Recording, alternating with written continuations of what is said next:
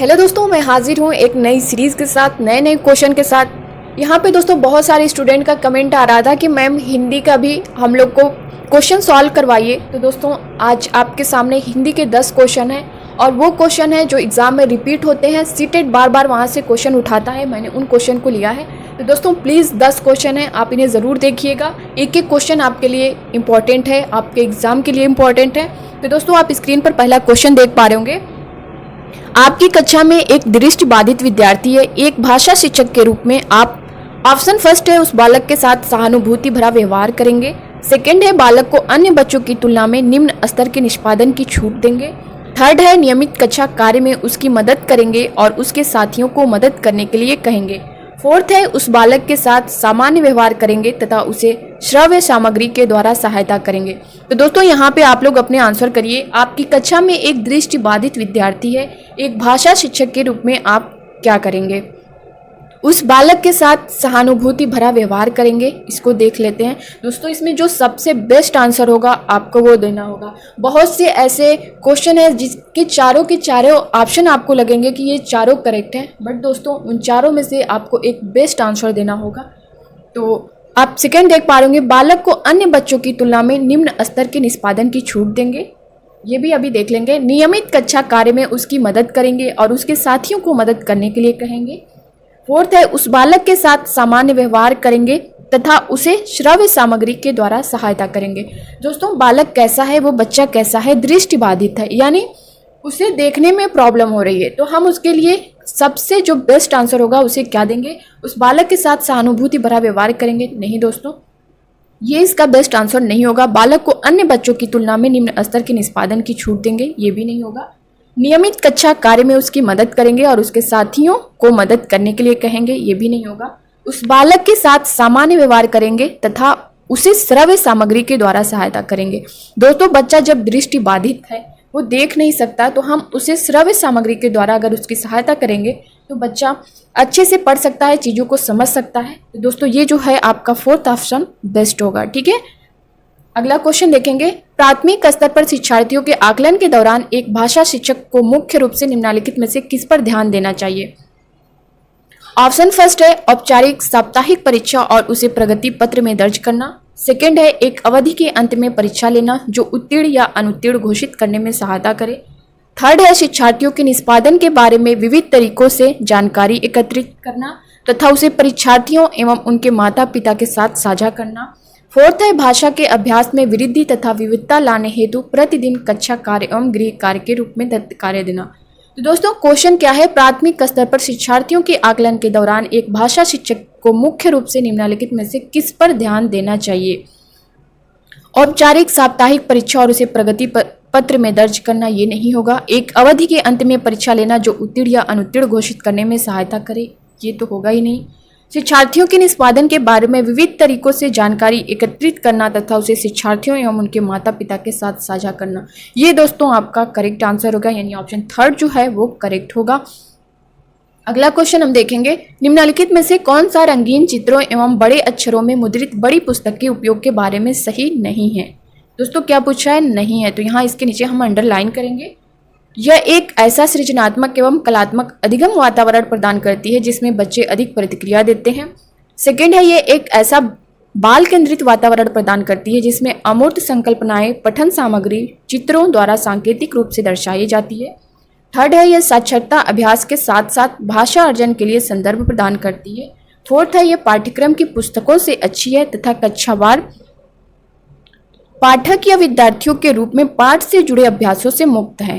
तो दोस्तों इसमें जो क्या पूछा है, पुस्तक के उपयोग के बारे में सही नहीं है। यह एक ऐसा सृजनात्मक एवं कलात्मक अधिगम वातावरण प्रदान करती है जिसमें बच्चे अधिक प्रतिक्रिया देते हैं, ये सही है। यह एक ऐसा बाल केंद्रित वातावरण प्रदान करती है जिसमें अमूर्त संकल्पनाएं पठन सामग्री चित्रों द्वारा सांकेतिक रूप से दर्शाई जाती है। दोस्तों ये भी आपका करेक्ट है। यह साक्षरता अभ्यास के साथ साथ भाषा अर्जन के लिए संदर्भ प्रदान करती है, ये भी आपका करेक्ट है। तो दोस्तों नहीं पूछा है, तो इस तरह से नहीं में ये आ जाएगा फोर्थ वाला ऑप्शन। ये पाठ्यक्रम की पुस्तकों से अच्छी है तथा कक्षावार पाठक या विद्यार्थियों के रूप में पाठ से जुड़े अभ्यासों से मुक्त है। तो दोस्तों ये जो फोर्थ वाला है ये हमारा करेक्ट होगा, बाकी सब कट जाएंगे क्योंकि हमारा क्वेश्चन क्या पूछा है कि नहीं पूछा है। तो हमारा फोर्थ जो है ये करेक्ट होगा। ठीक है, अगला क्वेश्चन आप देख पा रहे बच्चे एक या एक से अधिक भाषाओं के ज्ञान के साथ विद्यालय में आते हैं। एक से अधिक भाषाओं का ज्ञान बच्चों को निम्नलिखित में से किसमें सहायता करता है? ऑप्शन फर्स्ट है अन्य भाषाओं एवं नए विषयों को आसानी से सीखने में। सेकंड है राष्ट्र के रीति रिवाजों एवं अन्य संस्कृतियों को समझने में। थर्ड है अन्य विद्यार्थियों के साथ न जुड़ने तथा संवेदनशील होने में। फोर्थ है अधिक अंक प्राप्त करने के लिए उन भाषाओं की लिपि सीखने में। दोस्तों क्वेश्चन क्या पूछा है? बच्चे एक या एक से अधिक भाषाओं के ज्ञान के साथ विद्यालय में आते हैं। एक से अधिक भाषाओं का ज्ञान बच्चों को निम्नलिखित में से किसमें सहायता करता है? तो दोस्तों अधिक अंक प्राप्त करने के लिए उन भाषाओं की लिपि सीखने में, ये तो नहीं होगा। अन्य विद्यार्थियों के साथ न जुड़ने तथा संवेदनशील होने में, दोस्तों विद्यार्थियों के साथ बच्चा जब जुड़ता है तभी तो नए नए भाषाओं का ज्ञान लेता है, तो ये हमारा होगा ही नहीं। राष्ट्र के रीति रिवाजों एवं अन्य संस्कृतियों को समझने में, ये भी आपका बेस्ट नहीं होगा। अन्य भाषाओं एवं नए विषयों को आसानी से सीखने में, ये हमारा करेक्ट ऑप्शन होगा, यानी ऑप्शन जो फर्स्ट है वो हमारा करेक्ट होगा। अगला क्वेश्चन देखेंगे, कक्षा 3 के विद्यार्थी की कॉपी को देखते समय भाषा की शिक्षिका ने कुछ त्रुटियां देखी और महसूस किया कि ऑप्शन फर्स्ट है बच्चे लापरवाह हैं इसलिए वे त्रुटियां करते हैं। सेकंड, बच्चे त्रुटियां करते हैं एवं दोहरा रहे हैं क्योंकि इसके लिए वे उन्हें दंड नहीं दे रही हैं। थर्ड है बच्चों की त्रुटियां स्वाभाविक हैं और उनके अधिगम की संकेतक हैं। फोर्थ है एक शिक्षिका के रूप में उसे प्रकार की त्रुटियों पर ध्यान नहीं देना चाहिए क्योंकि ये त्रुटियां अधिगम के लिए महत्व नहीं रखती है। दोस्तों क्वेश्चन क्या है कि कक्षा 3 के विद्यार्थी की कॉपी को देखते समय भाषा की शिक्षिका ने कुछ त्रुटियां देखी और महसूस किया कि बच्चे लापरवाह हैं इसलिए वे त्रुटियां कर रहे हैं, ऐसा नहीं होगा। बच्चे त्रुटियां करते हैं एवं दोहरा रहे हैं क्योंकि इसके लिए वे उन्हें दंड नहीं दे रहे हैं, ये भी नहीं होगा। दोस्तों एक शिक्षिका के रूप में उसे इस प्रकार की त्रुटियां पर ध्यान नहीं देना चाहिए क्योंकि ये त्रुटियां अधिगम के लिए महत्व नहीं रखती हैं, तो दोस्तों ये भी नहीं होगा। बच्चों की त्रुटियां स्वाभाविक हैं और उनके अधिगम की संकेतक है, यानी बच्चे, ये आपका दोस्तों करेक्ट होगा। बच्चा अगर गलती कोई कर रहा है, कुछ मिस्टेक कर रहा है, तो वो अपनी गलतियों को करके सीखता है, तो जो आपका थर्ड ऑप्शन है ये बेस्ट होगा। अगला क्वेश्चन हम देखेंगे, वाइगोत्स्की के अनुसार बच्चे साथियों के साथ सामाजिक अंतःक्रिया से सीखते हैं एक भाषा शिक्षक के रूप में। ऑप्शन फर्स्ट, अपने पाठ की इस तरह से योजना बनाएं कि वे कक्षा में अकेले बैठें तथा कक्षा में अंतःक्रिया एवं बातचीत किए बिना कार्य करें। अकेले बैठे का कहीं एनसीईआरटी में कोई बात ही नहीं की गई है कि बच्चा को अकेले बैठाएं बिना बातचीत किए बिना कार्य करें, क्योंकि बच्चा जो ग्रुपिंग में सीखता है वो चीज़ें ज़्यादा बेस्ट होती हैं, तो यहाँ पे आपका ये ऑप्शन कट जाएगा। ऐसी पाठ योजना बनाएं जिसमें अंतःक्रिया से बचने के लिए खेल और चर्चा शामिल न की जाए। खेल और चर्चा शामिल न की जाए, देखिए ये आपका नेगेटिव पॉइंट है। कक्षा में अनुशासन बनाए रखने के लिए प्रोत्साहन, पुरस्कार एवं दंड का प्रयोग करें। फोर्थ है जोड़े एवं समूह कार्य के लिए योजना बनाएं ताकि साथियों के साथ अंतःक्रिया कर सकें। दोस्तों ये आपका इंपॉर्टेंट होगा, मतलब जोड़े एवं समूह कार्य के लिए योजना बनाएं। क्वेश्चन क्या है? वाइगोत्स्की के अनुसार, दोस्तों वाइगोत्स्की से एक क्वेश्चन आपका बनता है, इंपॉर्टेंट है ये। बच्चे साथियों के साथ सामाजिक अंतःक्रिया से सीखते हैं एक भाषा शिक्षक के रूप में। तो दोस्तों यहाँ पे समूह में बच्चे सीखते हैं, एक दूसरे से बातें करके सीखते हैं, इस तरह से होता है। जोड़े एवं समूह कार्य के लिए योजना बनाएं ताकि वे साथियों के साथ अंतःक्रिया करके सीखें, तो ये हमारा फोर्थ ऑप्शन जो है वो करेक्ट होगा। ठीक है ना।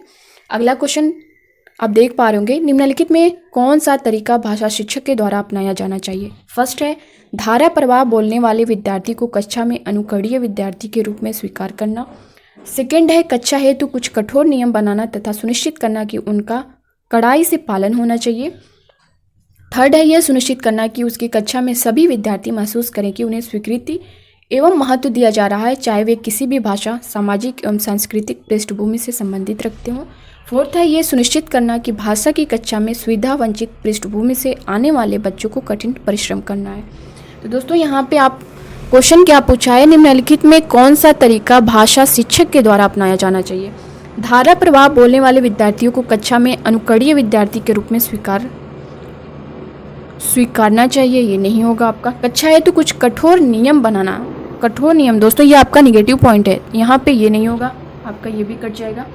ये सुनिश्चित करना कि उसकी कक्षा में सभी विद्यार्थी महसूस करें कि उन्हें स्वीकृति एवं महत्व दिया जा रहा है, चाहे वे किसी भी भाषा, सामाजिक एवं सांस्कृतिक पृष्ठभूमि से संबंधित रखते हैं। दोस्तों ये आपका बेस्ट आंसर होगा, यानी आपका जो थर्ड ऑप्शन है वो करेक्ट हो जा। अगला क्वेश्चन हम देखेंगे, भारतीय कक्षाएं बहुभाषी कक्षाएं होती हैं। भारतीय कक्षाएं बहुभाषी कक्षाएं होती हैं। बहुभाषिकता के इस संदर्भ को ध्यान में रखते हुए प्राथमिक स्तर पर बहुभाषी कक्षा के बारे में निम्नलिखित में से कौन सा एक सर्वाधिक उपयुक्त है? ऑप्शन फर्स्ट, शिक्षक को शिक्षार्थी की भाषा को नज़रअंदाज करते हुए विद्यालय की भाषा पर ध्यान देना चाहिए। दोस्तों यहाँ पे इस पॉइंट को आप देख सकते हैं, शिक्षक को शिक्षार्थी की भाषा को नज़रअंदाज, ये तो बिल्कुल आपका कट जाएगा यहाँ पे, क्योंकि बच्चे की जो भाषा है उस भाषा से रिलेट करके हमें उसे बताना है, उसे पढ़ाना है, तो यहाँ पे हमारा ये कट गया। सेकंड है, घर की भाषा या मातृभाषा घर पर बोलनी चाहिए, न कि विद्यालय में। ये बिल्कुल गलत है दोस्तों। मातृभाषा का एक विशेष स्थान है, आप लोग ने पढ़ा ही होगा। भारत में एकल भाषी विद्यालय होने चाहिए तथा शिक्षार्थियों को उनकी भाषा की प्राथमिकताओं के अनुसार प्रवेश देना चाहिए। ये भी नहीं होगा दोस्तों। अगला है, शिक्षक शिक्षार्थियों को उनकी स्वयं की भाषा में संप्रेषण करने एवं अभिव्यक्ति हेतु प्रोत्साहित करें तथा उनके विचारों को सम्मान दें। ये दोस्तों आपका बेस्ट आंसर है। शिक्षक शिक्षार्थियों को उनकी स्वयं की भाषा में संप्रेषण करने एवं अभिव्यक्ति हेतु प्रोत्साहित करें, उनकी भाषा में भी उनको बताएं और उन्हें कुछ बताने के लिए, क्योंकि बच्चा अपनी भाषा के अलावा अदर भाषा में अच्छे से नहीं बता पाएगा, नहीं समझा पाएगा, तो उसके लिए उसे प्रोत्साहित करें, उनके विचारों को सम्मान दें, समझें। ये आपका बेस्ट आंसर होगा, यानी फोर्थ ऑप्शन जो है वो आपका करेक्ट होगा। अगला क्वेश्चन देखेंगे, भाषा शिक्षक ऐसा कार्य दें जो जोड़ें समूह में किया जा सके, क्योंकि ऑप्शन फर्स्ट है, जब बच्चे एक साथ कार्य करेंगे तो वे अपना कार्य शीघ्र समाप्त करने में सक्षम होंगे। सेकंड है, इससे शिक्षक का कार्य कम होता है क्योंकि समूह अवलोकन की तुलना में प्रत्येक बच्चे पर व्यक्तिगत ध्यान देना कठिन है। थर्ड है, इस प्रकार के अर्थपूर्ण कार्यों से बच्चे एक दूसरे की सहायता करते हैं एवं सीखते हैं। फोर्थ है, ये उनके बीच अधिक अंक प्राप्त करने की प्रतियोगिता को बढ़ावा देता है। भाषा शिक्षक ऐसा कार्य दें जो जोड़े समूह में किया जा सके, क्योंकि जब बच्चे एक साथ करेंगे तो अपना कार्य शीघ्र समाप्त करने में सक्षम होंगे। अगला देखते हैं, इसमें शिक्षक का कार्य कम होता है। दोस्तों ये नहीं होगा आपका। इस प्रकार के अर्थपूर्ण कार्यों से बच्चे एक दूसरे की सहायता करते हैं, हम सीखते हैं। दोस्तों ये आपका बेस्ट आंसर होगा। इस तरह से बच्चे जब जोड़े में काम करते हैं, ग्रुपिंग में काम करते हैं, तो वो एक दूसरे की सहायता करते हैं और एक दूसरे से सीखते हैं। तो ये आपका थर्ड ऑप्शन जो है वो बेस्ट होगा। और अब आज का जो लास्ट क्वेश्चन है, एक अध्यापक का अपनी कक्षा में इस बात पर ध्यान जाता है कि एक बच्चे को भाषा पढ़ने एवं समझने में कठिनाई हो रही है, यह किसका लक्षण हो सकता है? मोस्ट इम्पॉर्टेंट प्रश्न, और यहाँ से आपका 2 से 3 नंबर पेपर में कंफर्म रहता है। दोस्तों यहाँ पे बताइए, एक अध्यापक अपनी कक्षा में इस बात पर ध्यान जाता है कि एक बच्चे को भाषा पढ़ने एवं समझने में कठिनाई हो रही है, यह किसका लक्षण हो सकता है? दोस्तों भाषा पढ़ने एवं समझने में कठिनाई हो रही है, तो क्या डिस्कैल्कुलिया होगा, या फिर डिस्ग्राफिया होगा, या डिस्प्रेक्सिया होगा, या फिर डिसलेक्सिया होगा? तो यहाँ पे आप लोग अपने आंसर करिए। दोस्तों यहाँ पे तो ये इस क्वेश्चन में आपका लगभग आंसर भी दे दिया है, आपके सामने ही है। तो दोस्तों जहाँ पर भाषा पढ़ने एवं समझने में कठिनाई हो रही है तो वो डिसलेक्सिया होता है, यानी पढ़ने और समझने में अगर कठिनाई आ रही है तो हमारा डिसलेक्सिया वहाँ पे हो जाएगा, यानी फोर्थ ऑप्शन जो है वो करेक्ट होगा। डिस्कैल्कुलिया क्या होता है दोस्तों? ये गणना में अक्षमता होती है, जैसे गणित में बच्चे कैलकुलेट करने में मिस्टेक कर देते हैं, ठीक है। गणित संबंधी जो समस्याएं आती हैं वो डिस्कैल्कुलिया में होती हैं। सेकंड है लिखने में अक्षमता, यानी डिस्ग्राफिया। बच्चा अगर लिखने में गलती कर रहा है, कुछ मिस्टेक है, कुछ इशू है, तो वो डिस्ग्राफिया में आ रहा है। प्रयोग या अभ्यास करने में कोई कमियां हैं तो वो डिस्प्रेक्सिया में आएगा। दोस्तों इसका जो डिटेल वीडियो मैंने 4 से 5 मिनट का है, आप वहाँ पे देख सकते हैं। इसका पूरा फुल डिटेल वीडियो मैंने दिया है, आप वहाँ से देख लेना।